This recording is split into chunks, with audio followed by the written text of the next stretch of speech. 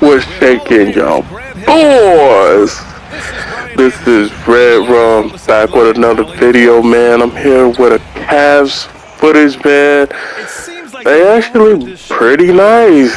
They pretty nice as far as like a tier 3 team. They're not too bad.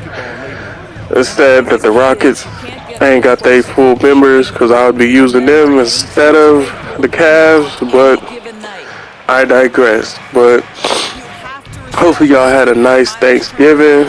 Y'all was able to go ahead and, you feel me, go ahead and eat as much food as y'all want to. And hopefully y'all had the itis and y'all are actually about to go ahead and try to work some of that weight off, you feel me? Because I know later on today I got to do something, feel me? Hit some jump rope or go hoop something because this shit ain't it. But, you know, what I want to talk about today is basically some dudes is just really not ready to be open. And what I got this idea from is basically the peer-to-peer interview with a dude named Sneeko. Shout out to Sneeko. He's an interesting cat, but I feel like overall though, that nigga is dumbass insecure. Not only is he dumbass insecure, like he is not ready for that life as far as being open. Like during the interview and shit like that, he's explaining like his situation, saying like, yeah, I'm open, and you know, my girl ain't tripping, and I see other women and shit like that, and you know, and if you guys watch Peer to Peer, it's Agent Zero and his partner named Lo, and you know, if you've been watching, Agent Zero is part of, you know, the AMP crew, and then his partner Low, I mean, I guess he kind of affiliated with them, but he not like a member, I don't think, but could be wrong on that shit. But so usually on their little interviews and their little podcasts, they just go into like different topics and shit like that. But the main pretty much topic for that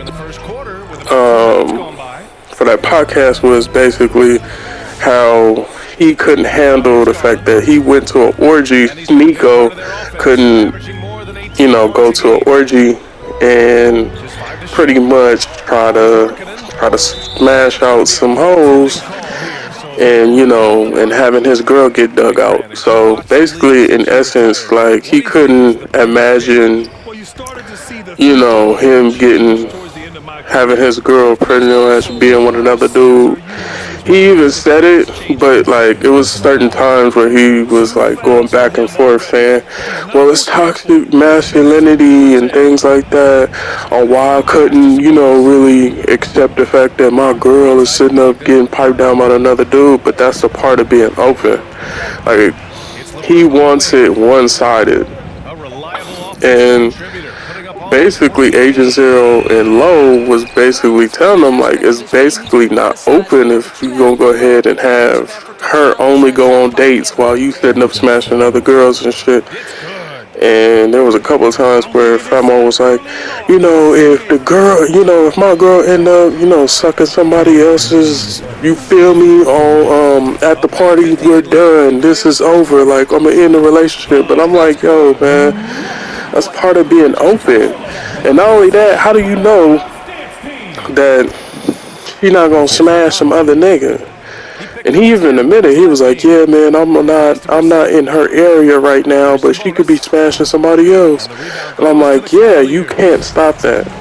And it's just like, insecure dudes, man, y'all, if you're not ready for that life as far as being open, and you can't accept the fact that like your girl is gonna get piped down by another dude, whether being in monogamous, either being monogamous or being in a open relationship, then you shouldn't be in a relationship at all. Because it's like, what's the purpose? Because those are factors that you literally cannot stop.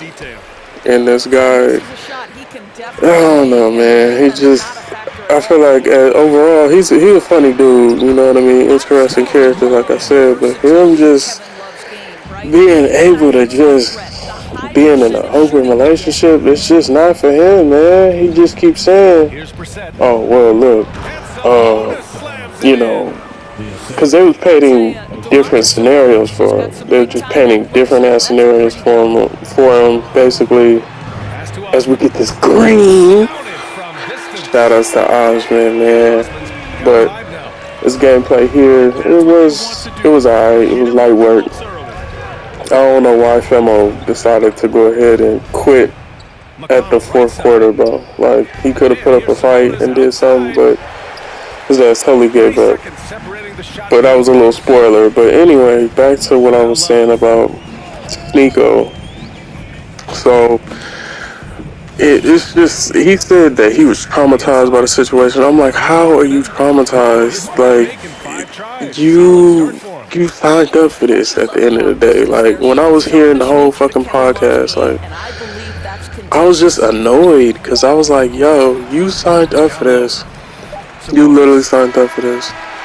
Like, if you're gonna be open, let it be open on both parties, bro. And that's what some of you niggas that's out there in the world, whether you decide to go ahead and, you know, be traditional or, you know, be poly, y'all niggas have issues with that shit. And it's just like, y'all gotta work on yourselves as far as the insecurities go, man. I mean, shout out to him being open about his situation, you know what I mean, saying, okay, it's cool, you know what I mean, I'm okay with the fact that I'm able to go ahead and, you know, go to all these parties and stuff like that, but, you know what I mean, he kept contradicting himself, like, oh, I don't know if I can go to another party, but then, like, another orgy party, but guess what, the man ended up going, what, a week to 2 weeks later, and I'm like, why you keep putting yourself in that situation, you know? Him and,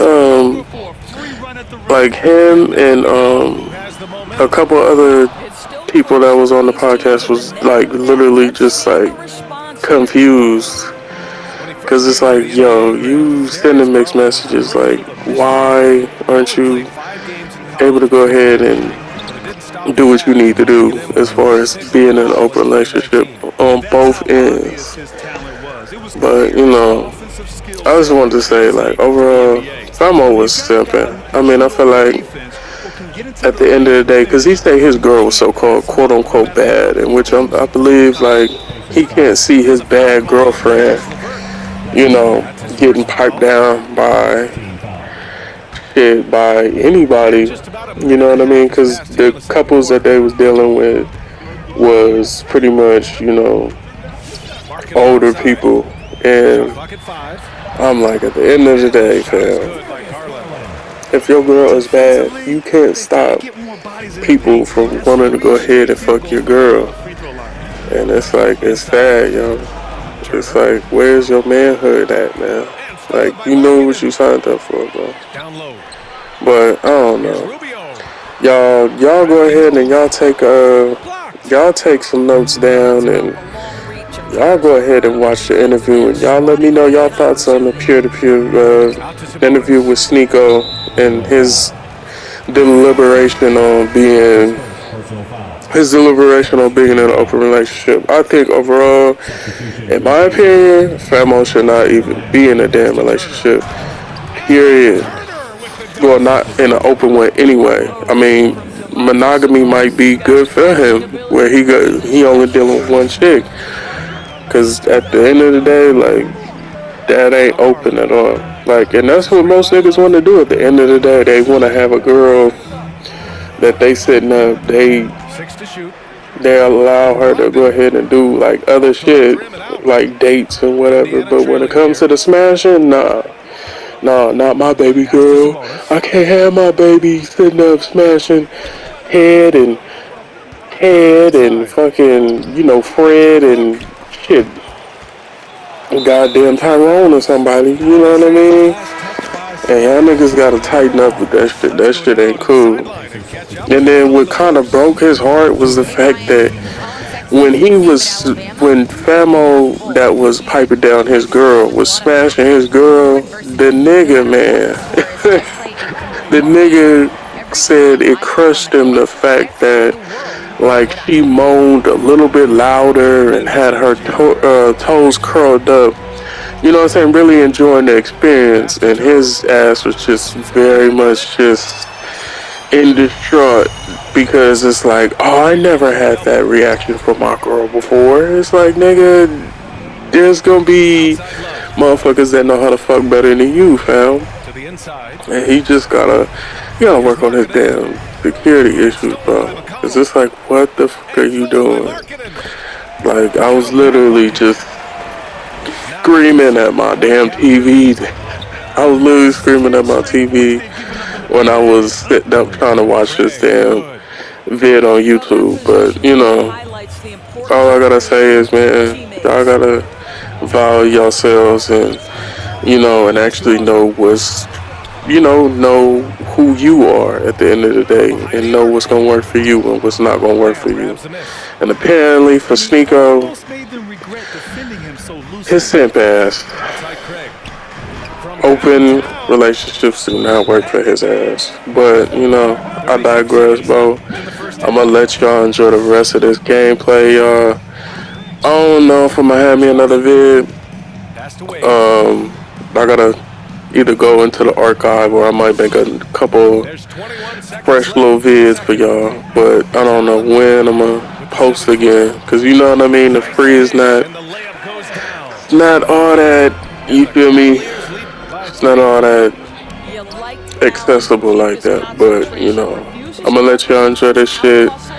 And hopefully for y'all was able to go ahead and get some gifts and shit like that, and you got a new system or something along those lines, fam. So I'm gonna let y'all enjoy this shit, bro. Y'all enjoy the rest of y'all Black Friday, fam. This has been Red Rum. I'm out, y'all. Peace. And we've got second half action for you. Thus far, a pretty evenly contested game. Pass to Allen. And it's Allen who slams it home. Well, just quick, the decision-making smart pass by Darius Garland. Guys, you know this. Expectations for Darius Garland were high after he was taken with that 5th pick in 2019. He's made some big-time strides. He continues to improve his game. Outside low. That three's off the mark. And the Pacers with possession here. It's a one-point game. Karis LeVert, the vertical is special. That is nicely done. And here comes Cleveland. Following this game, they host the Magic. And that'll wrap up what has been a 5-game homestand for them. Pass to Valentine. And the basket's good. Off the assist from Garland. Valentine's got his first bucket of the game, and he's on the board for 3. And Dort's an interesting note about Garland. The first player born in the 2000s to make the league. Okay, stop. Now you're making me feel old. It's true. A new generation is coming in, and I'll tell you what, the league is in spectacular hands. To the middle. And it's Allen who slams it home. Well, this guy has got tremendous length and hops. Jared Allen makes it easy. Bird attacking. To the wing on the left. Outside Holiday. Brogdon. And the layup is good after a nice lead pass. And talk about imposing your will. That's 10 straight points in the paint. Right side Garland. And Allen hits it to go. Allen's got 6 points in the quarter. Well, you like to see Jared Allen play to his strength. Just terrific at cashing in on the interior. Rejected by Allen. Outside Love. Looking at the modern game, Grant, what adjustments would you have to make in your game to thrive in the league today? Developing the three-point shot. Back in the 90s, it was more about the mid-range game, a la Michael Jordan. But these guys now, they live at the arc, and that's just not how we did it back in the day when I was playing.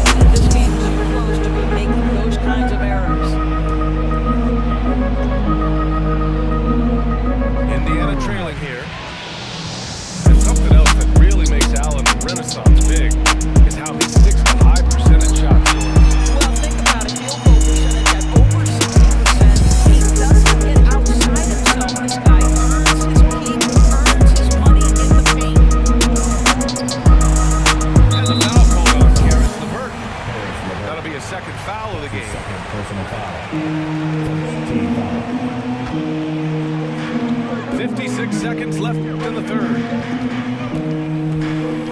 To the paint. Here's Allen. Hey, in 6 attempts, he's made 5. Talk about efficiency. This guy is cooking right now. He is leading them on the offensive end as they remain in front here. Pass to Okuro. And here's Markkanen. Oh, sweet move. And that's 2 points on the layup. Now it's a 7-point Cavalier lead. That's been typical of their performance today. They're sharing the ball and creating good shots. Here's Brissett. Out of bounds. It'll be Cleveland ball. Part of passing the rock is calculating risk and reward. I don't think that was a great decision. 19 seconds left in the third quarter. If they take their time, this will be the final possession of the quarter. Well, it's amazing. If you finish quarters the right way, it can have such a great impact on the outcome of a game. Pass to Wade. The 3. Oh, drew the foul and almost hit the 3-point.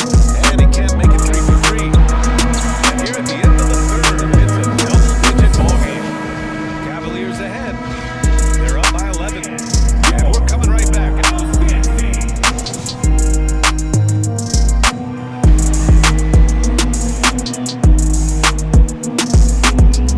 And it's the Pacers with the ball.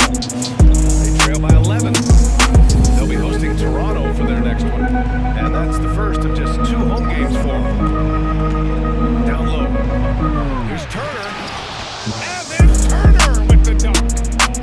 Well, this is where Miles Turner excels. Set the screen, roll to the basket, make sure your hands are up and ready to receive.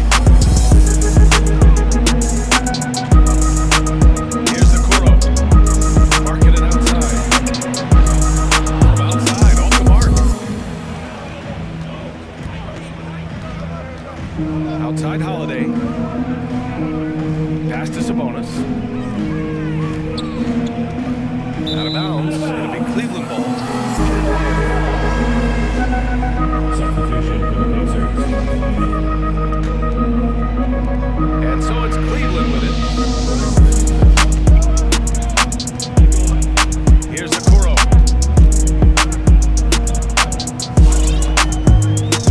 60 ticks off the clock here in the fourth. Right wing. Working it from long range. Look it. He's now tied for 11 after that one.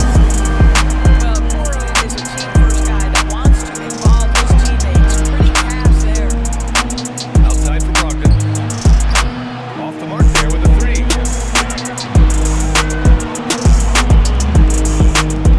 Fourth quarter now. We're about a minute and a half in. Pass to Markkanen. Oh, plenty of contact. The arc for them, they have been killing it from three-point range. And as great as Markkanen is on offense, his defense leaves much to be desired. Doesn't offer much defense as a post player at this point in his career.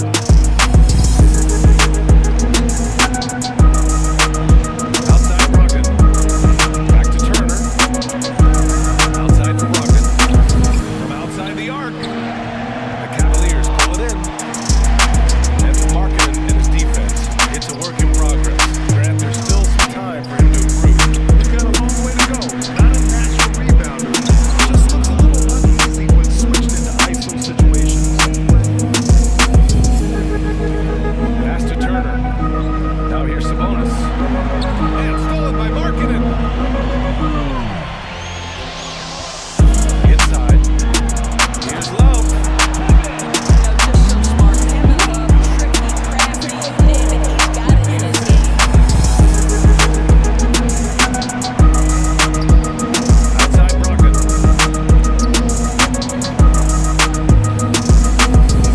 Just over 2.5 minutes played now. Final quarter of regulation.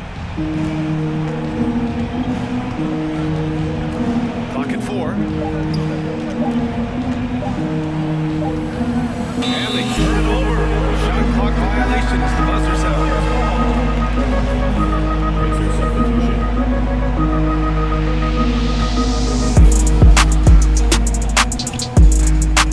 Just about 3 minutes through the fourth and final quarter here.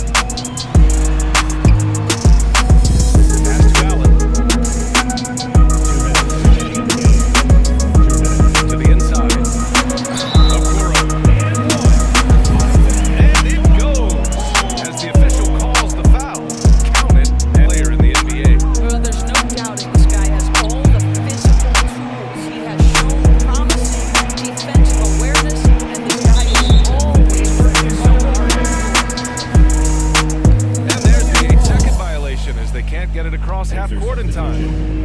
Here's Cleveland. They're rolling here. 9 unanswered.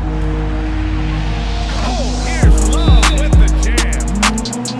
And they just continue to attack, even late in the game, while they're up big. And as a result, they may be facing just a little bit less resistance right now. They are having...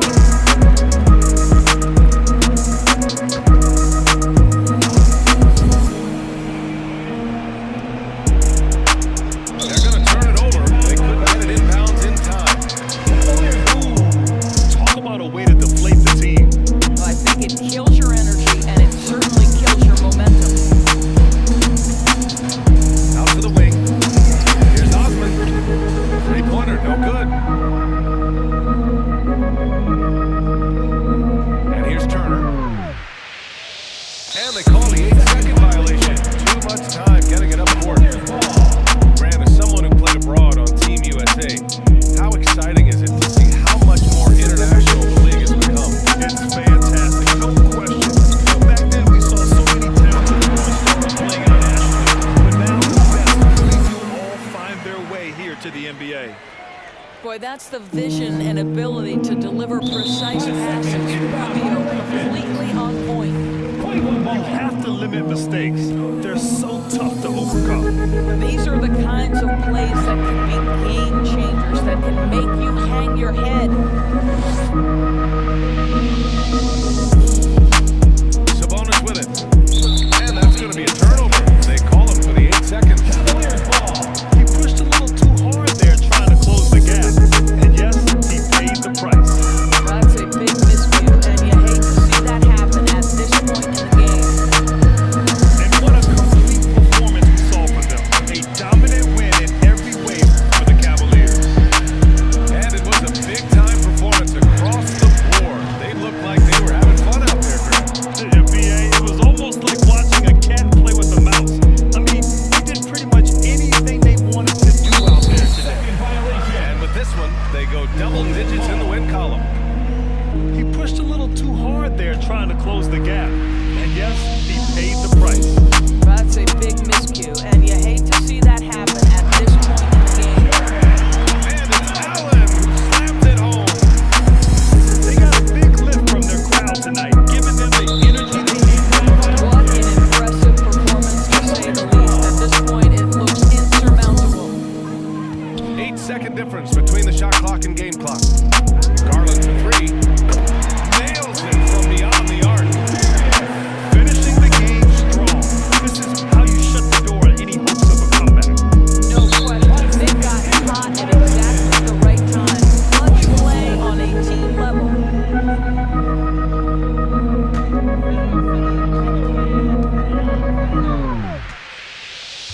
Launches a 3. It's another 3 for Cleveland. And they're refusing to take a break, even with a nice lead. They just continue to attack. You gotta love it. And that to me is a sign of excellence. There's attention to detail. There is valuing of every possession. To the middle.